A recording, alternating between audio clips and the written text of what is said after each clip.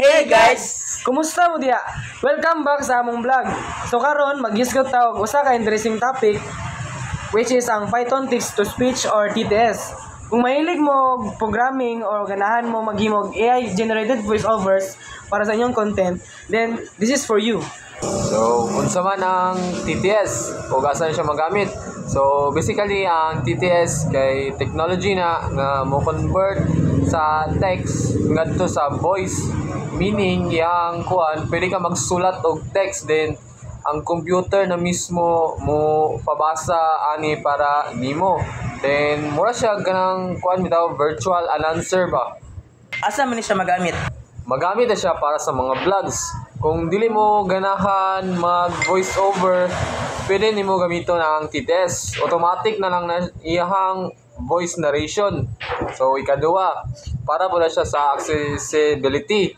Useful gayo ni siya kay sa sa mga buta o kanang katong nay mga difficulty sa pagbasa ba kay pwede ni siya gamiton as screen readers. So ikatulo, magamit po niya siya para sa mga AI chatbots o bots o virtual assistant. Murag si Siri, Alexa o Google Assistant. Dayon last, para po niya siya sa audiobooks o e-learning. Kanang makabasa ni sila sa inyong modules or lessons aloud. Sa Python daghan ta og libraries para sa TTS. Depende kung unsa yung needs. So natay Python TTS X3, Google TTS, Edge TTS, and Cookie TTS. So, mao na sila upat, guys. So, unsa man ang Python TTS X3?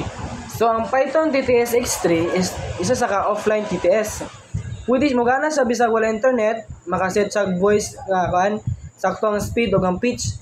Pero nasa isa ka downside which is kanang mura sa robot gamay ang tingog. Vince, unsa ang Google Text to Speech? So Google Text to Speech kay isa pod sa kakuan. Sada sa nga text to speech nga library kay nasa high quality nga AI voice, makasave sa og MP3 file. Pero ang naka-downside ani siya kay kinahanglan siya og internet connection. So, unsa ang kuan? Ikatulo, Edge TTS. Ang Edge TTS is gikan siya sa Microsoft Voices. Dagan kayo og high quality voices ani sa nga kuan nga library, tapos mura og kanang human ang tingog, sumara yung tao ang nagstorya bitaw. Tapos like sa uban na TTS, lagi sa downside gyapon. Kinahanglan gyapon siya og internet. Oh. Vince, unsa ang Cookie TTS? So ang last na to na ilan nga na TTS is ang Cookie TTS. Kani sa kay AI based tapos customizable. Pwede mag-clone sa imong own voice.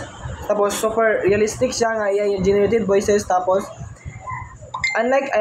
not unlike kanang like gyapon sa uban nga kuan TTS, which is lagi downside pirmi, kinahanglan og strong PC para work.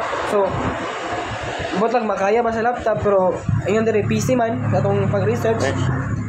So need gyud sa kanang high-end nga kuan device para ani.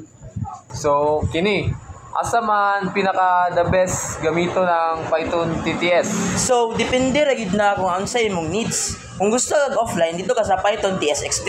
Kung gusto mo kag AI, quality, Edge o Cookie ay mong gamiton. Kung gusto mo kag dali, dito ka sa TTS.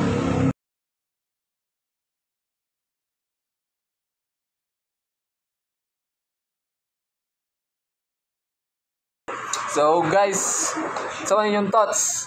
So kung naway questions or gusto mo try sa Python TTS, Unsa man yung gusto gamiton para sa inyong projects? natay Python TTX X3 ba? TTS, Edge TTS and Cookie.